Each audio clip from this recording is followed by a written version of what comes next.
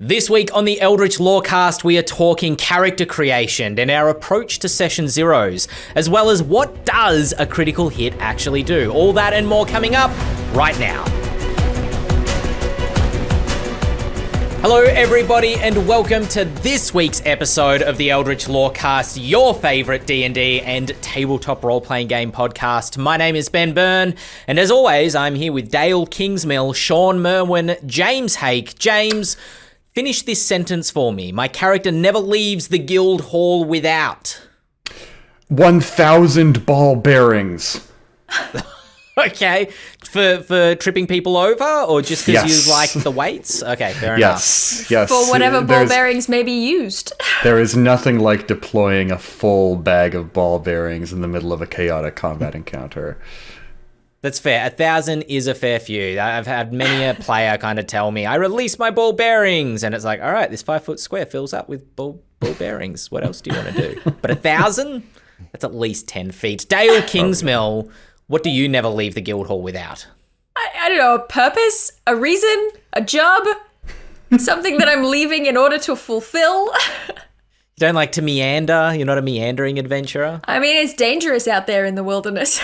If I'm not getting paid, I'm staying where the fire is. It's dangerous. Take this. Yeah. Purpose. It's dangerous to go alone, yeah. Shawn Merwin, what do you never leave the guild hall without? I was going to say a goal and a plan, but Dael sort of took that, so I'm going to say a crowbar. I stole them. Ooh, that's a good one. Because handy in so many instances. Fighting a skeleton but only have a sword, now you have a crowbar. Crowbar. Nice. Double damage, baby. Mm-hmm. Is a crowbar a finesse weapon? Oh, absolutely not. Okay, fair. Well, this week we are No, we need to know what you're not leaving the guild hall without. You don't escape the question. I am not leaving the guild. Now you've really put me on the spot. I didn't expect to have to answer the question. I am not leaving the guild hall without. This is how it feels. A silver sword. I need both my steel and silver sword. Otherwise, I'm just not going to be doing any damage. So, need both at least. And last week we talked a lot about monsters and evil campaigns. This week we're getting a bit more virtuous and talking more about who our characters are inside of the guild hall, what we wouldn't leave without, what we need to create our characters, all about character creation and the sorts of characters we like to play this week, which I'm actually going to start, Dael, with an interesting question for you, because you mentioned last week that you're only playing in one game. What is your rough ratio to like player and GM, and do you have a preference as to which role you sit in? I'd say the ratio, it feels like it's 90-10. Okay. But it's probably not. It's probably much more reasonable than that. It's probably like, I don't know, 70-30 or something like that. Right now I'm only playing in one campaign, but I get invited to one-shots. That's a kind of playing. Which do you prefer? Which side of the screen, so to speak? I don't know if I've developed a preference yet. I think the part of me that is a little bit of a control freak really likes to be the DM and orchestrate things and kind of, I enjoy the puzzle of planning encounters and of trying to figure out what my players enjoy and put stuff that challenges that in front of them, or it doesn't challenge what they enjoy, but it takes what they enjoy and also makes it a challenge. I really enjoy that sort of stuff, but also I think the actor part of me loves playing. Loves it. Get the character analysis. Oh, it's so tasty and good. Do you not dive as deep when you're GMing? I find, because the funny thing is, I definitely sit in the GM preference seat, but it's because when I played the game, I played 2 sessions as a player, and then I was the GM basically forever after. And it's because I was like, I am not content being one role. I must be all of the roles. I must play every character. The spotlight must shine on me constantly. The actor, right? Yeah. I don't know. I don't tend to get into full-on character analysis for NPCs unless they're important and I have a guarantee that my players are going to invest more time in them. You know what I mean? Because I can't give that amount of life to every single character ever. So I don't know, it doesn't have the guarantee of when you're a player in an extended campaign and you can go, ah ha ha, let me think about how my character's background is influencing their choices. I don't know, there's something really fun about it. I really enjoy both sides. I'm sure that I will develop a preference at some point, but I don't know what it is yet. So every shopkeeper, every beggar, I quickly swivel away from the table. I'm like, what did they have for breakfast this morning? Where have they come from? Where are they going? What's my What is their motivation? goal? Yeah, exactly. James Hake, do you have a preference, GM or player? Or where do you sit most of the time, you think, at the moment? Well, raw percentages would indicate my preferences as a game master, and I think that's more or less true. I like world building, and I like coming up with kind of grand interlocking villain schemes a lot. And those just aren't things you do as a player very often. With good GMs, you can do world building as a player. I think world building as a player is incredibly fun, and my heart swells with joy and affection whenever any GM invites me to play really deep in their sandbox when I'm a player. Oh yeah. Oh yeah. So yes, I'm playing in 2 campaigns right now. I'm GMing for one that's been going on since the start of quarantine here in America, and I'm playing one with my cousins as well, in which I do get to be a player, and it's a lovely little change of pace. But yeah, I should say that the joy of being a player character for me is actually very largely rooted in being able to like take a really tiny part of the world and put down incredibly deep roots in it and really, really get messy with it. Sure, for sure. I think the joy for me is just being hands off. Like, I feel like I can relax when I'm playing a player character. There was no greater joy from me. I used to run an event where we were running D&D across multiple tables on a Monday night. And then Tuesday night, I played in just a casual game. And there was no greater joy from having all the responsibility across multiple tables to having no responsibility. I did not have to prep for tonight at all. I just have to rock up and play. Shawn Merwin, which seat do you prefer? Where do you sit most of the time? I usually sit in the GM chair, and I generally prefer it. I will usually run a campaign and then try to take the campaign off and play. But it also depends on where I am in the work process for whatever I'm working on. If I'm very, highly into an adventure design, I might not want to DM or GM because I don't want to waste that space for play when I could be using it for work. So currently I am a player in a campaign. And also if I'm playing non-D&D games, I prefer to play to just learn them, to see other people run them. And even for D&D, I love to sit at a one-shot, as Dael mentioned, and see how other people run their games. That's always a great joy for me. I like what James said about DMs who let you do some of the world building. I had never experienced that until I forgot. I lied. I'm in 2 campaigns at the moment. One of them's a short campaign. I completely lied to you all. 60-40. But I'm playing in a short 4th edition D&D game that is run by Matt Colville with the MCDM folks. I've mentioned it before. But in that game, I'm playing an invoker. And Matt sort of said during the first session, as I was using one of my invoker powers, he said, you know what? Elves don't really have gods hanging around. So you're probably not invoking gods, you're probably invoking elven heroes. So, if you wanted to come up with elven heroes and change the names of your powers, you could do that. And so then I got to get into the guts of like Welsh mythology and pull inspiration out of them. I'm like, yes! And I've renamed all of the powers, and it's just this cool little corner of the world where he's gone, I don't really know anything about wood elves, you make it up. And I did! And I'm having a blast. Go ahead, James. Sorry, that feels like an even bigger, cooler version of what happens in 5th edition a lot when you ask your cleric, "Hey, what's your spiritual weapon?" Yeah. Oh yeah. Because I love it when I get to ask, "Hey, what's your spiritual weapon?" Because the types of answers you can get are so varied. You can get full on, yeah, or Actually, I wasn't thinking of spiritual weapon, though. That's a good one. I was thinking of spirit guardians, actually. Right. Spirit Guardians, Because, yeah. you could get the army of elven heroes to appear in that way. But you could also have, like, very silly stuff. Like, I remember when in the Adventure Zone, Clint McElroy's spiritual weapon was... Oh my goodness, I don't even remember. It was like the bust of a famous actress. Just this big marble bust of a famous actress. And it was just goofy, silly stuff. But it stuck through. And everyone loved it. Even if it wasn't a world building moment. There's kind of an openness to spells like that.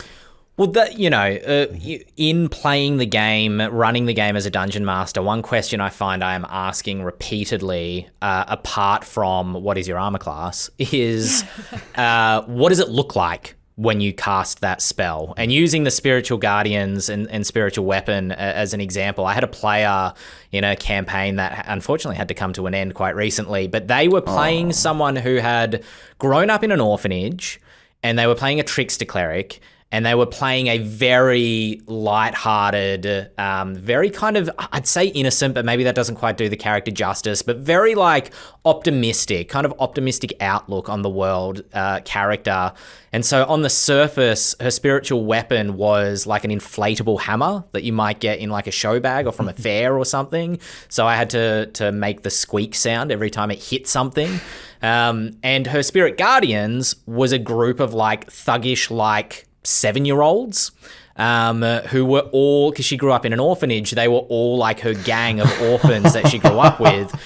The tragedy of the story was the reason they were her spiritual guardians is they were all sacrificed in a horrible necromantic ritual. But it was this like incredibly whimsical, joyful thing couched in this incredibly tragic backstory, which I thought was a really good contrast between the two. But as a player, I find that as a DM, I find that I'm always teasing out, like, what does it look like when you cast your spells? What is it? What do you refer to? Is it a spell book? Is it are you tattooed with your spells, or are you like looking into another dimension? Is there another other being that's speaking through you? And I think that's so there's such an opportunity there for storytelling and role playing through your character just in the description of the way that you cast your spells. Mm-hmm. Mm-hmm. And that's another important reason to have a session 0. Yeah. Is to let your players know, I want you to bring these things to the game. Are you comfortable doing that if I put you on the spot? If yes, I'm going to do it constantly, so be ready and think about these things. And that gives your players a little time away from the table to do a little world building and not just have to make things up on the fly. Yeah, for sure. That's a good idea, actually, really getting players to think about their characters. I mean, session 0 is not always, maybe not, I was about to say ideally, but maybe not even necessarily ideally, but session 0 is a great place for characters to begin. Dael, what is your, like, when you are a player, what is your general approach to creating a character? Are you conceptualizing it first? Are you rolling the dice to get random stats and then creating a character from that? What's your preferred way to go? I think I like to start from a place of, I like to couch my characters in some aspect of the pre-existing world. Like, I know that we just talked about letting the characters do that world build, the players do that world building and that ownership over that corner. But I also really like it if I get, a little document that tells me some stuff about the world. I like to read it and go, that part stood out to me as being really cool. I'm going to make a character that is related to that. One of my first characters that I was really, really attached to was I was playing in a game of Curse of the Crimson Throne for Pathfinder. And when you start that, you get this little information docket and everyone's meant to pick like one NPC that you're connected with in the city. But as I'm reading through it, it's talking about all these different sectors of the city. And I'm like, that sector sounds really cool. I'm going to build a character from there. You have specific feats that are tailored to the campaign setting that can kind of tie into that and be like, I like this one little nugget of a thing that was given to me by someone else. I'm going to build something out of that. That's probably where I start. Do you have a preference in terms of like, spellcasters, fighters, like, do you have a type that you play to a lot, or generally it depends on what the world that you're playing within is? I don't know, because I feel like the answer is yes. But having said that, my favorite class is Rogue. That's my favorite class to play. But I always end up playing fighters. Sure. But I really like the structure of spellcasters and control casters. So I can't really tell what my heart wants. So I just do a little bit of everything. How do you always end up as a fighter? Is it like, oh, I'm going to make this a rogue? Oops, ended up with a dex fighter. I genuinely think that it starts from a point of, I don't know, wanting to fight the cliches, right? So I love half-elf rogues, and that is such a cliche.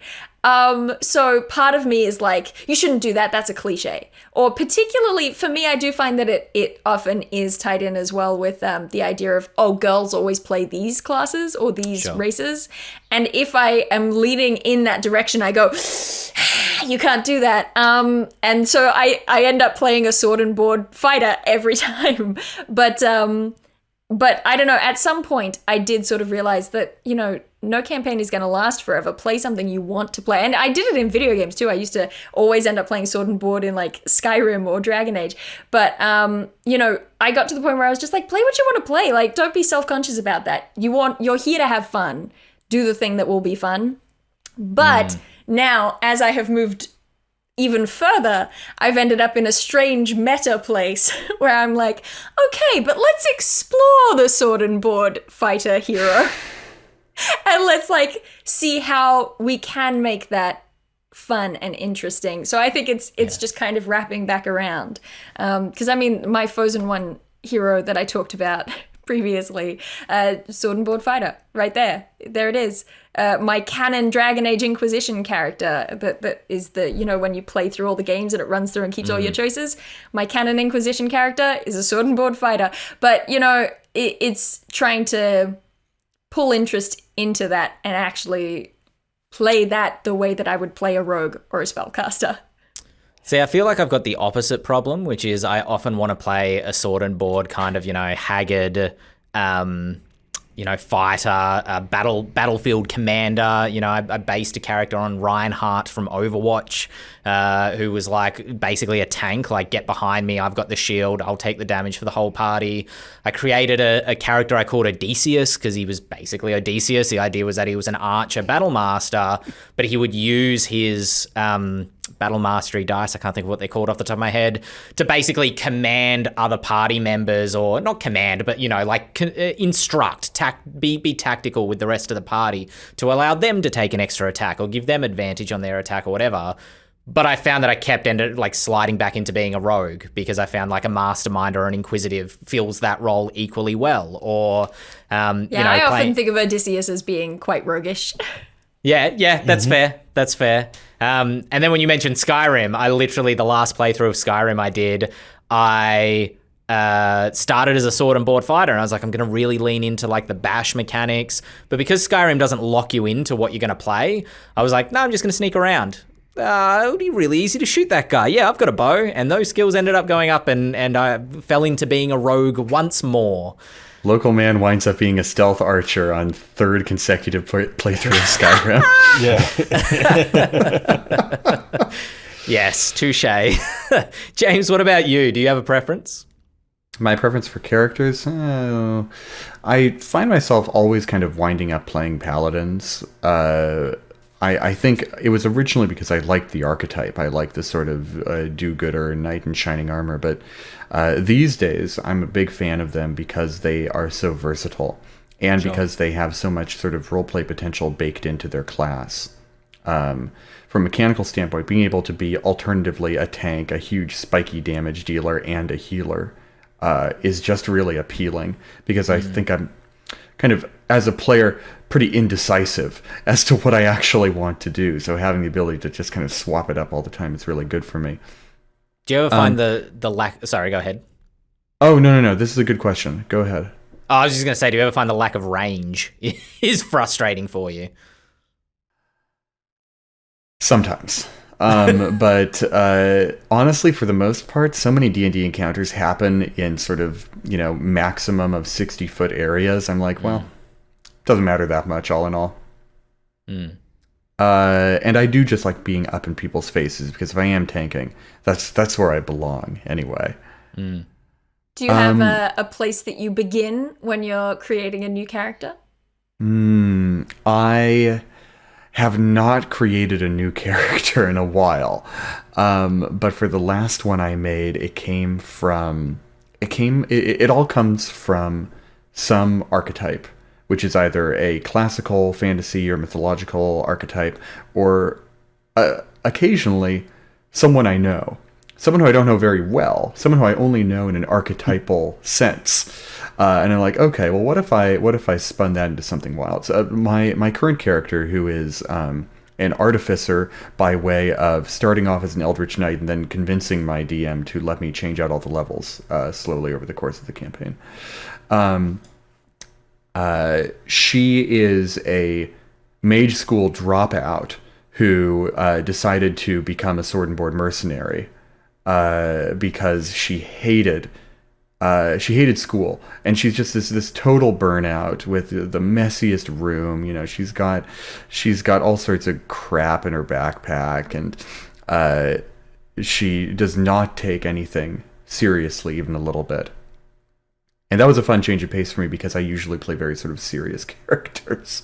Sure. And having the chance to just be just be a little bit of a bastard was a lot of fun. And that all came from just some guy who I met while I was in college.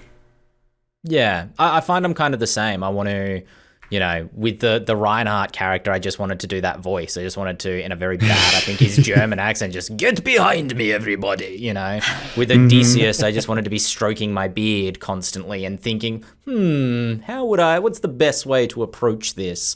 A question for everyone, especially because, I don't think it's a secret. I've only really played 5th edition. I think the three of you have all played a lot of other systems and D&D systems specifically. Shawn, does your approach to character creation, your preference to the types of characters, have they changed across different editions? Or if you're playing 4th as opposed to 5th or 3rd or whatever it happens to be? It hasn't changed in a while, because the group that I play with locally, we always make themed characters that are connected right from the start. Yeah. So, for example, we played a group of half-orc brother barbarians. We were all half-brothers, so we had the same mother, but we all had different fathers, and just completely ridiculous. We made the Princess Bride party. So I was playing impressive clergyman and talked with marriage with that accent the entire time.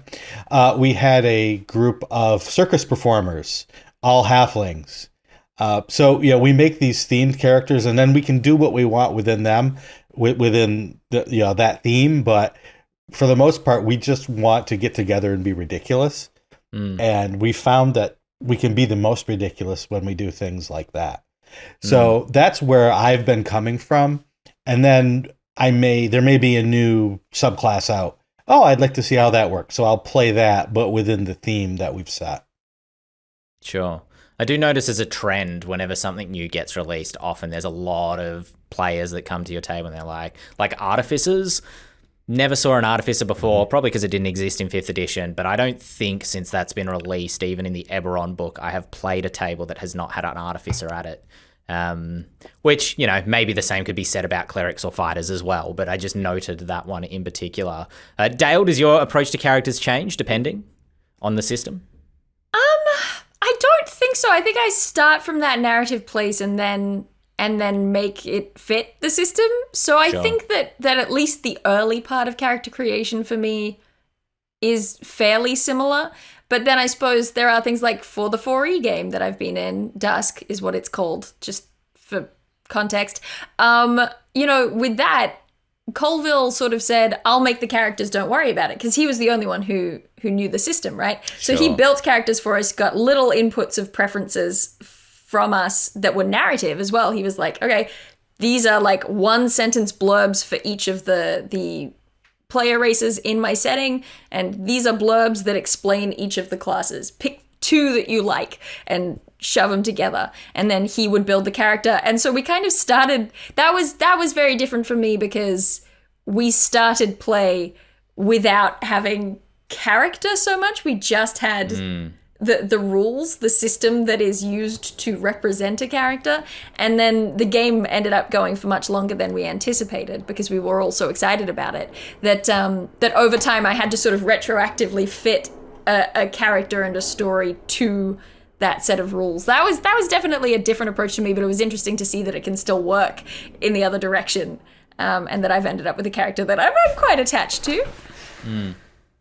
Have we used pre-gens a lot? I know that like we use pre-gens when I'm introducing new players to the game frequently because it's an easy way. Like character creation can take so long, and it's such a large thing to introduce people to, and I think it introduces them to the different parts of the character sheet very effectively. But when you don't want character creation, or you don't want the feeling of studying D&D to feel like a barrier to entry to being able to play. And so most often when I'm teaching new players, I'm like, let's learn as we play rather than trying to learn the rules by reading them or creating characters or whatever. So often it is, here's a half-elf rogue, here's a half-orc barbarian. Like, here are the tropes because they're easy to understand and shorthand, like you've said in the past, Dael. Let's go. Let's just start playing. Do we have a preference for using pre-gens? Have we used pre-gens? Do we not like using pre-gens because we like our own characters and like to invent things? I have run a game with pre-gens once before when I wanted to trick my family into playing D&D with me. That's the way to do it. That's You gotta take away that barrier. And I had been sort of making these pre-gen characters, but I made a huge bunch of them. Huge. It was like, I don't know, it wasn't that many, but it was like 20 or something, just a big enough bunch. And I made sure to include 2 or 3 characters that I kind of associated with each family member. I was like, yeah, I think you'd be interested in this. I think my mum would be interested in playing a Fey Warlock. Like, I just have that vibe. And guess what she picked? She picked the Fey Warlock. Anyway, but I did have a good time with that. I thought that was fun. It was really easy to be able to leap on the moment. And then when they were like, oh, what should we do tonight? Should we play a board game? And I said I could run D&D.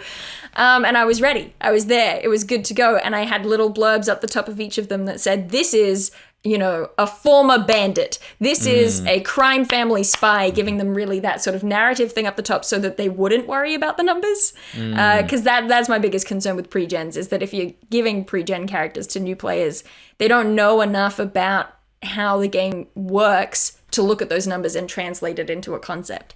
For sure. I think that's the most important thing about teaching a new player is you think they're going to stumble over the rules. A lot of times they stumble over the role playing. And so a pre-gen can help them by giving them that narrative hook that they can, everybody knows kind of, the sneaky thief. You don't have to force them to decide to be the sneaky thief. You can just say, you're the sneaky thief, and they can go from there. I think that is a true statement, not only about role play, but also about creating the character and the idea of character backgrounds. I think that new players, even veteran players, sometimes I'm told, make a character, and I'm like, and exactly that. That's exactly my reaction. But, it's that thing of sometimes creativity becomes more free when you have some boundaries to work with. So I think that's true of roleplay. If you give them this character that is the sneaky thief, it's doing the heavy lifting for them. They don't have to worry about it. It'll carry a lot of that roleplay now that they know that. But I think that's why I enjoy building characters from little elements that already exist within the setting, is because it helps you ground the background in something. It gives you somewhere to start from and build that character history. Otherwise, I find that I end up with, fairly random sequences shoved together, and I say, this is it. This is the character background. It definitely makes sense. One of the things that DMs trying to teach new players will often do is say, here is a list of 10 classes. Which one would you like? And there's this analysis paralysis that just crushes the new player. Rather than do that, ask, what's your favorite fantasy movie? What's your favorite character in that movie? You would like to be a ranger. Boom. Okay, good. Now, and because giving them that pick list that's so long with so much weight behind it can really be intimidating to even people that sort of know what they're doing, but don't, know all the ins and outs of it.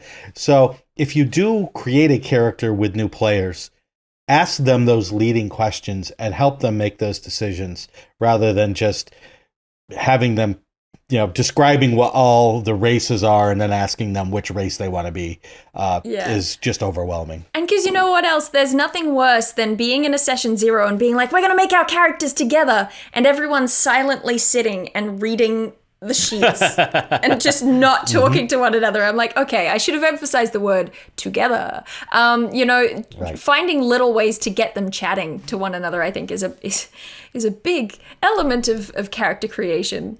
Well, how do you do that? Because I think that is I don't know. legitimately a pitfall that I've had before, which is like session 0, let's go. We're going to make characters together. This is going to be awesome. And I think the best session 0 I ever ran was in relation to the group I talked about last week where we were all part of a caravan. And so everybody was talking because they were talking about what their role in the caravan is and how their characters know each other and almost doing like a fiasco style relationship chart first.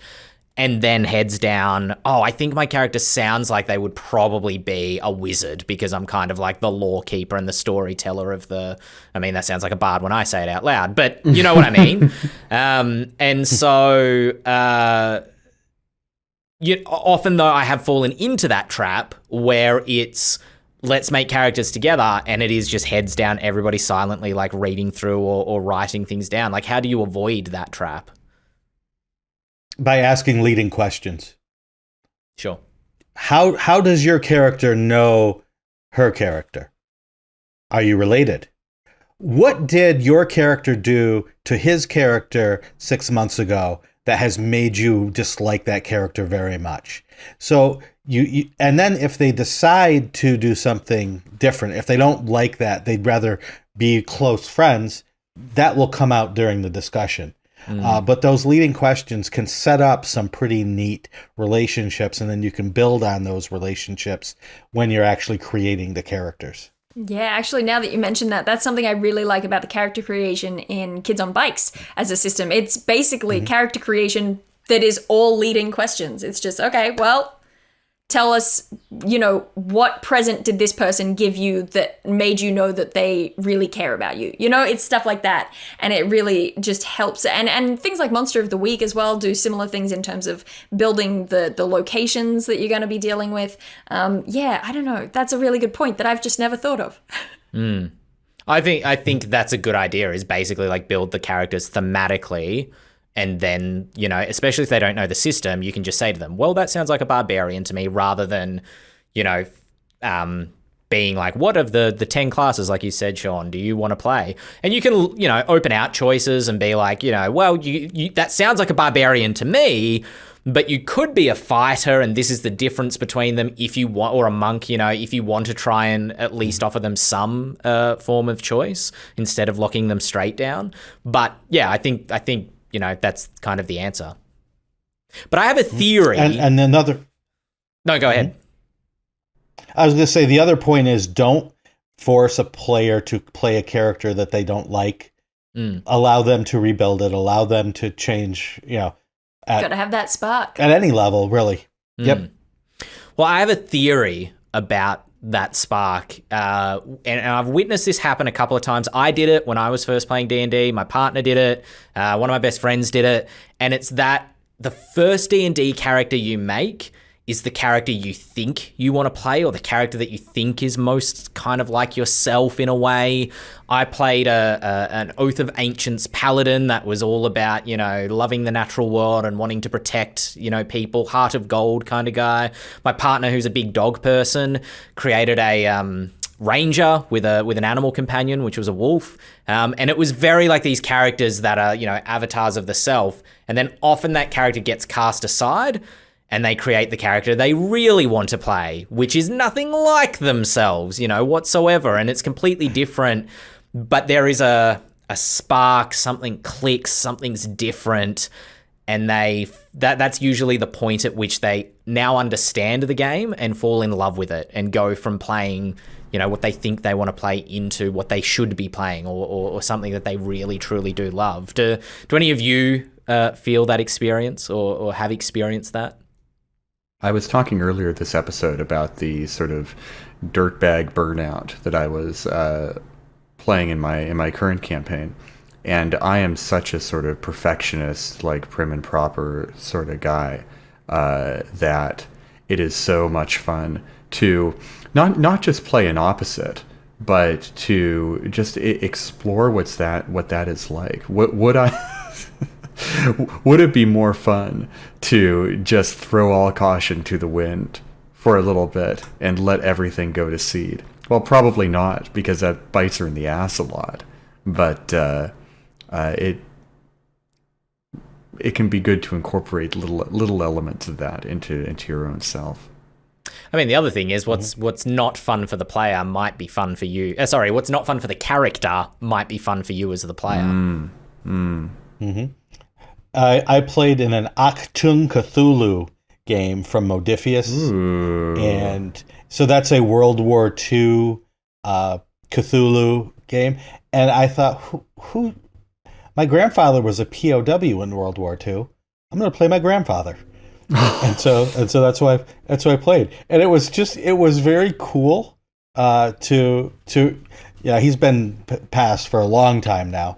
But it was fun just to, what would he have been like? He was so out of place, as most people are in war, but what would it have been to take that next step and have all these Lovecraftian Cthulhu things happening around him while he was a POW in World War II?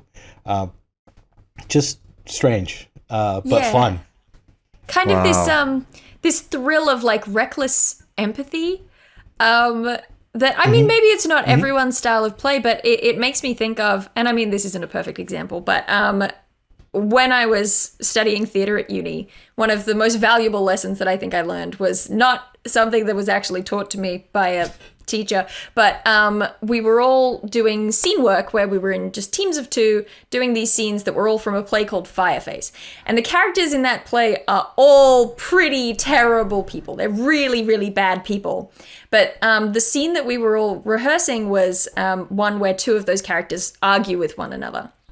And we were all practicing in the courtyard when sort of this argument broke out between us, like not in character, out of character, because we were all sort of saying, no, this character is right in the argument. No, my character is right in the argument. And we realized that even though we were nothing like these people, we didn't agree with these people. We were all empathizing to a certain degree with these terrible, terrible characters. And maybe this is relevant to our discussion of evil characters from the previous episode, but that idea of being able to put yourself in that position enough that you start sort of seeing at least the thought process that is in place. That to me is just like the absolute high of character role play. That's the moment that I live for. I'm like, give me that thing, that moment where I am thinking the same things that the character is thinking. I mean, what was that phrase you used a second ago, Dael? Something empathy? Reckless empathy. Reckless empathy. Does that have because it reminds me of something, but does that have a specific definition?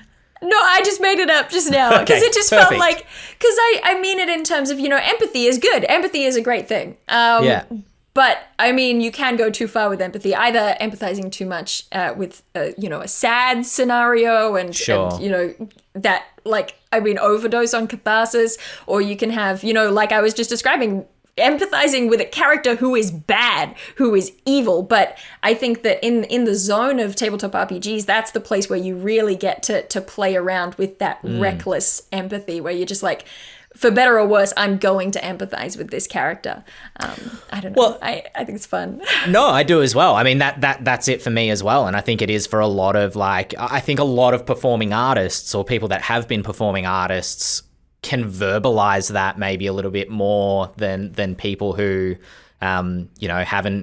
haven't trained to be performers in some respect. They're untrained. And the fun of D&D is more than just the performing aspect, Absolutely. The fun of D&D. There are a lot of people who would not care about what I just said at all. For sure. They just want to roll the dice and kill the goblins. Yeah. at the same time, like I completely identify with that, and that is what, you know, a lot of people find the dark fantasy, the horror fantasy, the moral quandaries that can be baked into D&D games to be legitimately exhausting because they play games to escape from, you know, the horribleness that the real world can sometimes throw at people, or oftentimes throw at people. But I suppose the fantasy for me in terms of role-playing games and even video games is being confronted with, honest to God, horrible things like terrible situations, whether it's a monster or a moral quandary or whatever it is, but having the tools to be able to cope with it, you know, figuring it out in a way that doesn't feel overly whimsical but feels authentic to the situation, I suppose. So yeah, I guess as you're saying, I completely identify with that payoff for playing D&D and that reckless fantasy for reckless empathy, for empathizing with a character even in a situation that I wouldn't find myself in usually. This week, we have an email from someone who did not say their name in their email, and their email address was not did not have a name in it. So this unnamed person is asking us the question. A secret admirer? Maybe. The secret admirer says, "Hi." Hello, secret admirer. Hi. Hello. It was an exclamation mark as well. Really enjoy the podcast. I was wondering how everybody approaches critical failures and critical successes in 5e, I think specifically, although I'd be interested to hear your thoughts on other systems. As we know, a natural 20 isn't always a success on ability checks specifically. Do you inflict punishments for natural ones? How do you handle damage dice on a critical hit attack? Basically, talk to me critically. Talk to me about criticals. I don't know what I'm trying to say. Talk to me all things about when the dice is either a natural 20 or a natural 1. James, is a natural 20 always a success on an ability check in your game? No. I actually use natural 20s very by the book in 5e. I have, since really starting to design for 5e, I have started to play a lot more by the book, except when it comes to character class choices. I'm much more willing to play with what my characters are able to do because that's just fun. When it comes to rolling a nat 20 on a skill check, I actually have a very strong philosophy about this, which is yes, a natural 20 should always be a success on a skill check because you should never be asking the players to roll for a roll they cannot make. Sure. If you roll the highest amount on that die, it should be a success because if success was impossible, the roll should never have happened.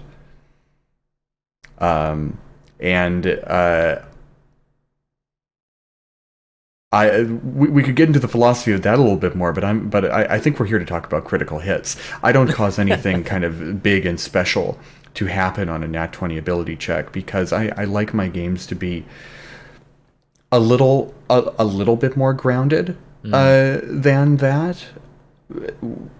It can be really fun, I think, especially in games that aren't quite as grounded, to let the players just describe whatever wild stuff they're able to do when that happens. I think in the appropriate situation, that can be really, really awesome. This is something to talk about, I think, fairly seriously in a session 0 before a game begins, because this is a matter of game tone, whether or not critical hits, what critical hits do at all, honestly. If it's double damage, that's one thing. Awesome, standard, classic.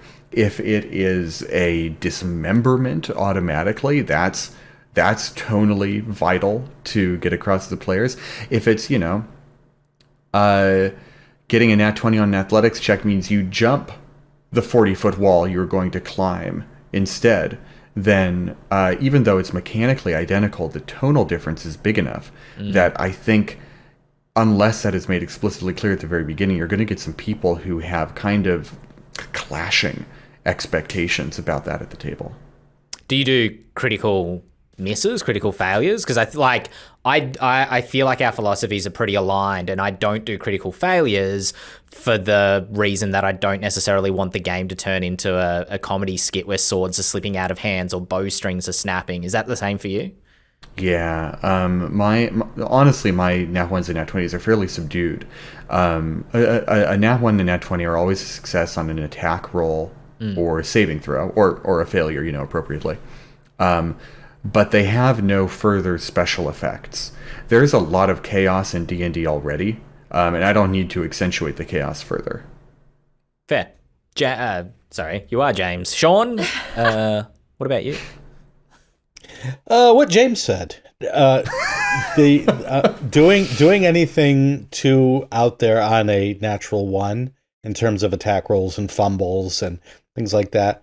A natural 1 should happen 1 in every 20 attacks.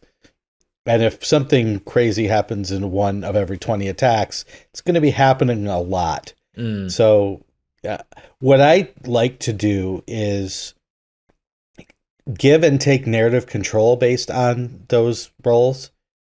So if you roll a natural 20 on an ability check, tell me what happened. Tell me what beautiful words you said in your persuasion check.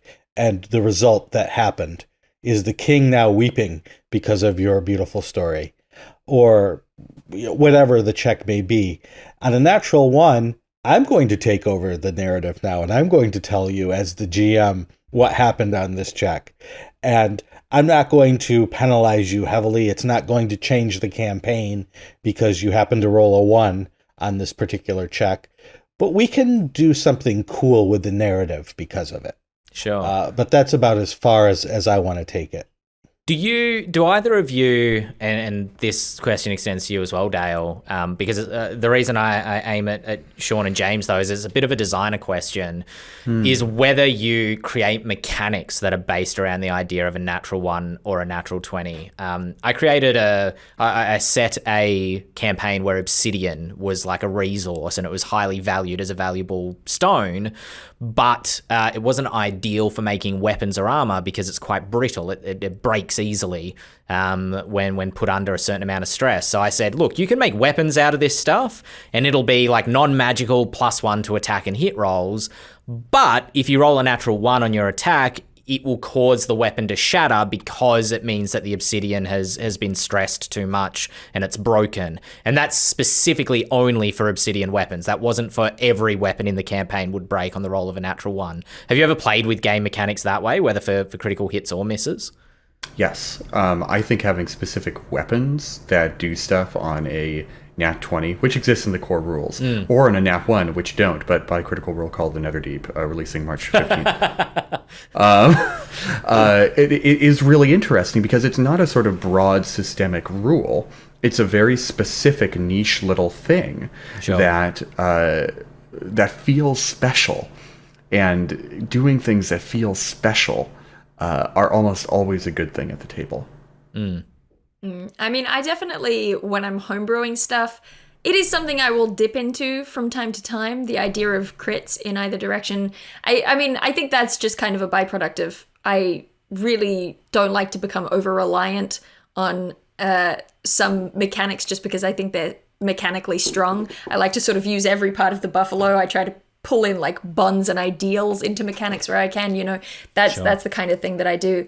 But I mean, it's like James says, they feel special. There is something about, yes, there is 5% chance that you will roll any face on that 20-sided die, but I will never forget playing Pathfinder with a GM who was so by the rules that I rolled I rolled a nat 20 on an attack from my coward character who was so bad at fighting. I rolled a nat 20 and I was so excited, and the GM said, no, you have to confirm it by rolling again. Just instantly take all the wind out of my sails. It was so upsetting, and I never ever want to inflict that kind of feeling on my players. And then similarly, I don't want nat ones to feel bad. I want it to feel like, oh, well, you failed, right? I don't want it to feel like, oh, well, level 10 fighter who's meant to have been training since they were a child has dropped their sword because they suck at it. Particularly because if you think about crits, they do kind of, they impact martial classes more, you know? You have this problem of like the core mechanic of the fighter is that they get more attacks. And that becomes a problem when the fighter is rolling a lot of ones. So I'm really never going to be into sort of fumble tables and things just because I feel like I have experienced as a player when you suck out the excitement of a nat 20 or when you make a nat 1 feel like your character is stupid and bad at what they do. Yeah. Yeah. I use those mechanics, but sort of very carefully. That begs a question to me, and maybe this is by design, maybe it's not, but the fact that the fighters, the martial classes, are more likely to roll a natural 1 also means they're more likely to roll a natural 20. Is this a known about part of the design of the game that helps balance them against the burst damage that like a wizard or a paladin can do? Or is it, I guess paladin is a martial class, or is that just incidental? Did we just stumble across that then? There has been discussion recently about what are called crit fishing builds, which are, so for example, the champion fighter not only gets, a greater number of attacks, but they also have a widening crit range. So by the end of the line, they can crit on an 18, a 19, or a 20, and they get way more attacks. But basically, the discourse is coming to the conclusion that crit fishing builds aren't really effective. That, it's nice when it happens, but in terms of probability, it doesn't really even out with things like, area effect spells where no matter whether they succeed or fail, they're going to take some damage. There is that element to it that just means that it's never quite going to be balanced with spellcasting. Here's a maybe unpopular opinion. I don't think critical hit ranges should ever extend beyond 20. Well, what I have found is that when I'm playing a champion fighter, I forget. I roll an 18 and I'm not excited about it. And I remember 3 rounds down the line that I should have doubled my dice, right? Like, it's a cool idea, but I don't think it necessarily has the impact in practice that a nat 20 is always going to feel special. That's a very human thing. It means nothing special. We put the 20 on that face of the die completely arbitrarily, but it feels magic. I think critical... Oh, go ahead, Shawn. Well, I was going to say part of the issue that I happen to agree with you, James. The issue is that there are some rules out there that say on a critical hit, this race does an extra die of damage, half orc. This class does an extra die of damage, barbarian, or whatever.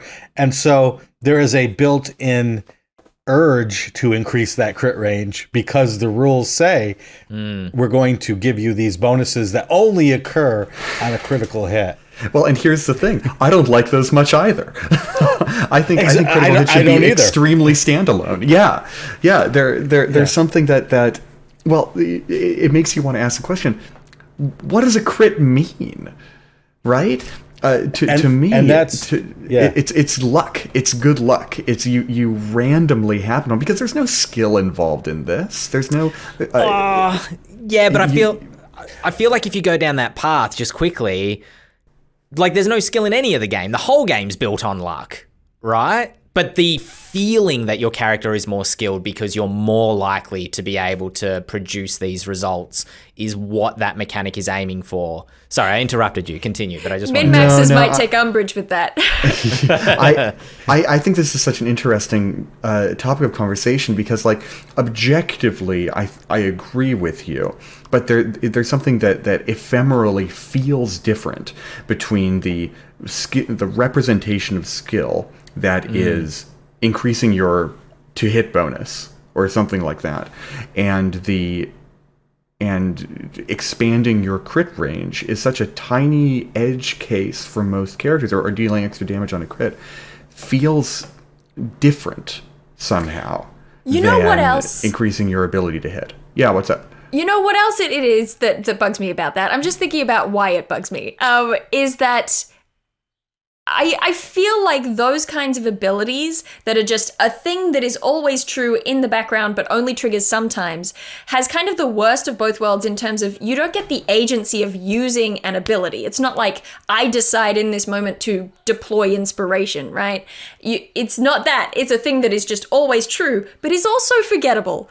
It's very easy to forget that, I should roll this extra damage die.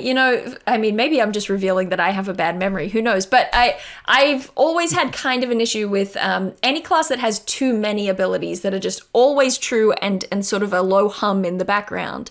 Passives. Yeah, passives. And it's fine to have one or two of them. I think that can be really cool. But when you start to get whole classes, I think some of the martial classes do suffer from this, where you build a whole class around those things. And so it starts to feel like there are no interesting choices for you during play. You don't get to make choices. You just hit the thing and maybe something will happen, like a domino falling. But Can I just clarify, though, because when you're talking about passives, like the rogue's cunning action ability is a passive ability, right? It doesn't recharge, it's not set on long rests, but it's also not set on chance. The rogue can choose not just to use cunning action or not, but also what they want to do with their cunning action. Right, so I suppose those are the two different dials of, like, always on. Whereas passive is more like there's no agency in it. There's no choice there. So that would be something that is always true, that is like turned on at all times, but you still get to choose when to use it and how to use it. Yeah, another issue with critical hits in 5th edition is it's sort of a step back from 4th edition, which was doubling your damage, I believe. Correct me if I'm wrong. Whereas with this new edition, it's roll the extra dice, which could still come up all ones. Over the years, what a critical hit means has changed to the point now where you could do a critical hit, roll 7 dice, and still do 7 points of damage. Yeah. As opposed to previous editions where there was, maximized damage or, maximized damage plus an extra die or whatever the rule said at the time. I'm curious if anyone has found something that they're happy with regards to that, because I've never landed in a place that I'm happy. I have rolled 2 dice and gotten both ones. I have rolled a 1 and doubled that damage, and I feel like maximizing damage loses a little bit of the magic, that luck chance factor of a crit. So I've never really found something. I've considered like max 1 die, roll a 2nd die, but it starts to get very complicated. Has anyone found a version of critical damage that they're happy with? I'm quite happy with the double dice as a dungeon master, but it's because I get to laugh if they roll 2 1s. I just be like, you suck. I remember the D&D Next playtest did that weird little half measure of max 1 die, roll another, and it's just such fiddly math that I could never get behind it. It's super convoluted. Yeah, just the idea of imagining max damage, I think stumps even people who are good at this. It's like, wait, okay, the maximum faces of my longsword is a d8. Okay, so it's 8, and then this, and then it It's not worth the stutter at the table. Then if it's max damage, then you start to get into an interesting sticky spot when it comes to things like sneak attack damage, which really relies on the concept of the average, right? Because you're rolling a lot of dice, so it kind of pulls it more likely towards the average. But if you're doing max damage, then it's just like, pah, you did 500 damage in this one turn. Or a 5th edition paladin. I'm going to hold on to all my smites until I crit, and then I'm going to lay them all down. Yeah. That's actually the reason why I really like doubling dice, because it makes it feel really good if you're a class like that that's able to do something like a sneak attack crit or a smite crit. I just wish a little bit that it were more evenly distributed. I think it would be very cool. It is weird that crits are so much better for some classes than others. Man, I just opened a Pandora's box. I did not intend to, but this is an incredibly interesting conversation we unfortunately have to bring a close to right there. Please save your hate. if you want to keep the conversation going, if you have your own opinions about critical hits, critical misses, max damage, whether you do the max damage on one dice, roll the other, however you handle them, let us know. Our Twitter handles are just below our names. And if you're listening to this not on YouTube, you can email podcast@ghostfiregaming.com and reach out to us there. Send in an email like the one that sparked this conversation, and we will pull it apart and disseminate it. Also, make sure to pin a notice to your local bounty board and let everybody know that the Eldritch Lorecast is here every week with James Hake, Dael Kingsmill, Shawn Merwin. I've been Ben Byrne, and we will catch you all next week.